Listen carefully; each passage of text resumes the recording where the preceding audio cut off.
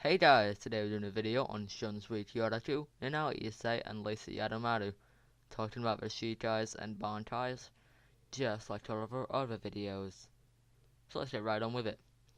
The 8th Division is kind of like a mass reinforcement squad, and their squad members are split into groups of Shinigami who are talented with Kido, offensive tactics, and defensive tactics. When other squads need backup, they usually turn to the 8th Division. Here's a fun fact. This squad has the third most squad members behind the 11th Division and the 13th Division, but I do not know which squad has the most out of the 11th and the 13th. Should probably check that, but never mind. Nanao Ise is the new lieutenant of the 1st Division and was the previous lieutenant of the 8th Division. The reason I didn't do a part on her is that I was going to do one in this video along with Shunsui. She's a Kido expert and literally every battle she's in, apart from one, she uses high-level Kido, or at least mid-level Kido. Shikai. Yeah, you know how I said Aizen had most OP Shikai? Well, take a look at this. Turns out that she does not have her own Shikai. It turns out that she actually has a Deus Ex Machina zanpakuto, which is passed down the Ise family. It is really weird Shikai, and at the end, has no blade, making it completely blunt and is literally a giant rectangle. Oh hey wait, the name of this Deus Ex Machina is Shinken Hakioken. Please tell me I said that right. The ability of this Shikai is that it can take the power of a god into itself and disperse it in 8 directions. It was able to kill Lilia Barrow, who was basically a god who was made out of light. Pretty cool that she just had revealed a Shikai able to kill gods. Looking at you, Tubo. Bankai. She does not have a bankai according to the wiki, but imagine if she did. It would probably be even more OP ability that you can't even imagine. Wait, just imagine if Aizen had that Shikai while in his ultimate god form. Could he beat Mugetsu? That is a real question here. But now to Lisa Yadomaru. Lisa is now, I think, the captain of Squad A after Shunsui and Nanao left. I mean, who else could be the captain? Tetsu Futsa? The guy that Chad one-shotted in the Soul Society arc and then got one-shotted himself. Just like in every other arc. Poor Chad. Anyway, while being a visored, hidden in the world of the living, she wears a school uniform. I don't know why. I guess that's just what she likes. She also has an obsession of dirty magazines, and often lends them to Love Aikawa. Also, she claims to read them about 2 times a day, which isn't very healthy. She should get out more. Now, her Shikai is called Hidru Tombo, which basically turns into one giant spear, which is okay, I guess. Not really an amazing Shikai, a bit like Ikaku's. An ability of her Shikai is that it is able to unleash many piercing attacks against an opponent when she spins it around above her head. Her release command is Smash. On to Holification. Her mask is a lozenge shape with a cross-shaped opening, and while wearing it, it supplements her Shinigami abilities as well as increasing her overall strength. Now to Shunsui Kyoraku. Shunsui is my 6th favorite captain, just behind Tomomura. Shunsui is shown as being lazy and not really bothering to do anything. As we see, he's extremely powerful. He also lost his eye by being shot by a Sternritter in the 1000-Year Blood War arc. I do not remember the name of his Sternritter. I probably should, but anyway. His Shikai is called Katen Kyokatsu, which transforms into 2 giant scimitars with red tassel fins at the back. And this Shikai has so many abilities, it will take ages to sum them up. But I will do that now. Our power of Shikai is to make children's games a reality. Also, one thing, for the script, his Shikai alone takes about 3 pages. So that's how much it is. Now to Bushodama. This is where Shunsui rotates with both blades facing in opposite directions, creating large wind blades that fire towards an opponent. These giant wind blades join together, forming a spinning circle of wind, which is basically just the tornado. This game represents the kind of spinning top game.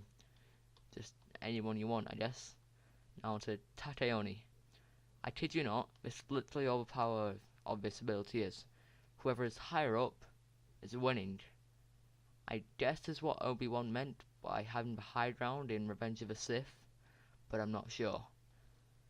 Tadeoni. The rule of this game is that whoever gets their shadow stepped on loses, and the game itself lets competitors manipulate shadows to their advantage, like how Shunsui demonstrates the ability to hide within his own shadow while using this.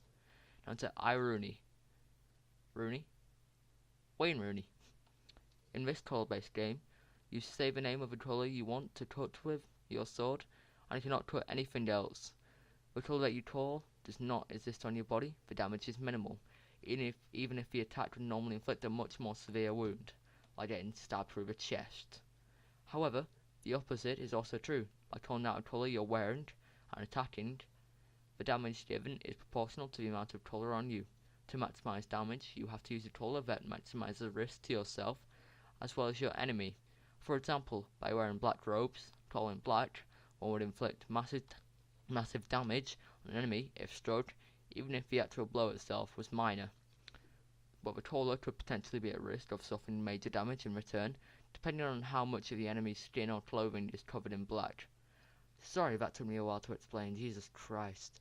Also, I'm pretty sure he uses this against Coyote Stark. Yeah, I think that's how he wins against him. Now to Daruma-san ga Toranda. After Shunsui or his opponent is marked as it, the other combatant moves towards him on a trail of Ryatsu. However, if the person who is it sees their opponent while moving, they then keel over and die. Now on to the last one. Tadeo Tori. By staring at the shadow, Shunsui or his opponent can project an after image in different locations. The higher their opponent's Ryatsu, the more realistic the after image appears to be. Oh yeah, the release command for Katen Kyotatsu is Flower Wind Rage and Flower God Roar, Heavenly Wind Rage and Heavenly Demon Sneer, which I think might be the longest one.